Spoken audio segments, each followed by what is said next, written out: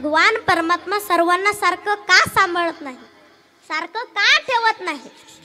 एक माणूस जर पाहिला तर अत्यंत कोट्याधीश श्रीमंत, अब्जाधीश, श्रीमंतच श्रीमंत, आणि एक माणूस जर पाहिला तर अत्यंत गरीब, त्याला वेळेवर अन्न सुद्धा मिळत नाही.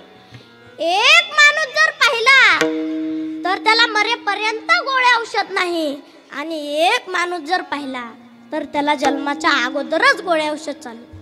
एक माणूस जर पाहिला तर अत्यंत सौंदर्यवान, आणि एक माणूस जर पाहिला तर अत्यंत कुरूप, ढेकळात जरी पडला तरी ओळखू येणार नाही. एक माणूस जर पाहिला तर आई वडिलांची श्रावण बाळासारखी सेवा करतो, आणि एक माणूस जर पाहिला तर आई वडिलांच्या कमट्यात लाता घालतो. मग अशा एकच देवाने दोन प्रकारची लोक का निर्माण केले? आज जगात डोकावून जर पाहिलं तर प्रत्येक जण पैसाच कमवण्याच्या मागे लागला, पैसाच कमवण्याच्या मागे लागला. पैसा कमवण्यासाठी एवढी गडबड करतो, मग प्रत्येक जण श्रीमंत का होत नाही? विठ्ठल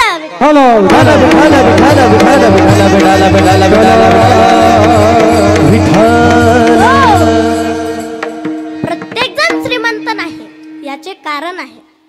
प्रत्येकाला श्रीमंतीचे वर्म कळाले नाही. वर्म कळणे गरजेचे आहे. एका खेड्यातल्या ब्राह्मण काकूने शहरातल्या जोडप्याला जेवायला आमंत्रण दिलं. हे जोडपं मॅचिंग मेकअप करून ब्राह्मण काकूच्या घरी निघालं. अलीकडे मॅचिंग मेकअपला फार महत्व आहे. तरुण तरुणींनी मेकअप करावा, पण म्हाताऱ्यांना काय गरज आहे फॅशन करायची? एका म्हातारीने नातीच्या पर्समधून एक ट्यूब घेतली, लावली वाटाला. तिला वाटलं ती लिपस्टिकच आहे, लावली वाटाला, पण ती होती फेविक्विकची टोप. लावली वाटाला, म्हातारीची ओठ पॅक. मग लावून करायला म्हाताऱ्याला सांगेन. म्हातारा म्हणतो छान दिसती, छान दिसती, छान दिसती. मग जेव्हा म्हाताऱ्याला कळालं, मग दवाखान्यात नेलो, ऑपरेशन करून नोट मोकळे करावे लागले. विठ्ठल विठ्ठल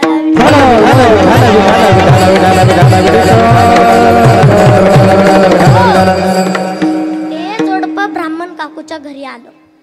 ब्राह्मण काकूने पुरणपोळ्या केल्या होत्या. पुरणपोळ्या खाल्ल्या. पुरणपोळ्या दोघांनाही फार आवडल्या. मग हे माघारी निघाले. माघारी जाताना तो तिला म्हणाला, अगं ए रेश्मा. ती म्हणते काय रे रमेश? बघा जशी ही काय याची आजी लागते.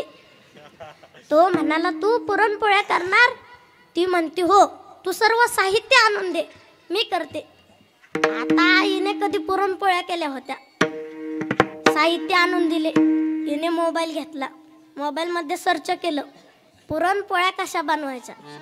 मग हिने पुरणाचा गोळा केला, पीठ मळलं, पिठाचा गोळा केला, पोळपाट लाटणं घेतलं, तवा घेतला.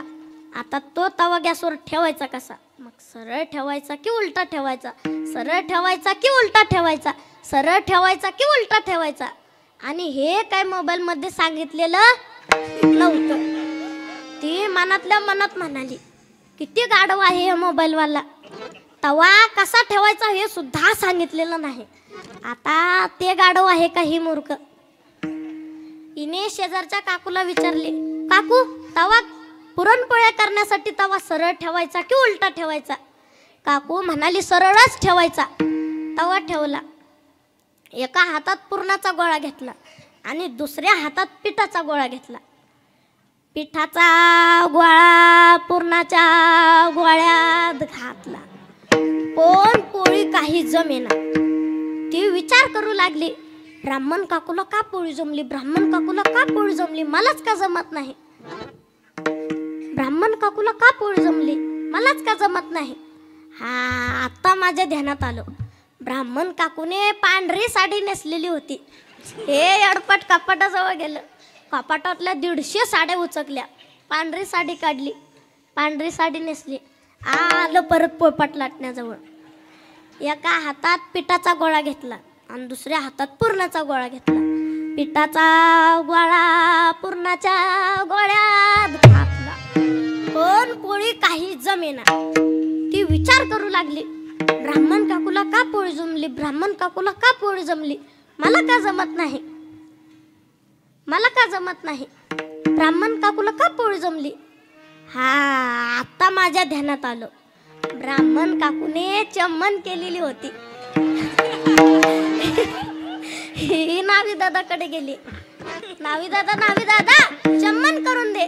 नावी दादा म्हणतो, तुला बॉब कट करायचा का हॅपी कट करायचा. ती म्हणते, नाही नाही, मला महात्मा गांधी कट करायचा. विठ्ठल विठ्ठल.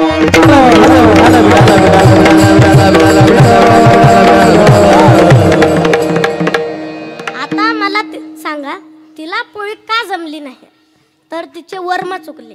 तिने काय करायला पाहिजे होतं, पुरणाचा गोळा पिठाच्या गोळ्यात घालायला पाहिजे होता.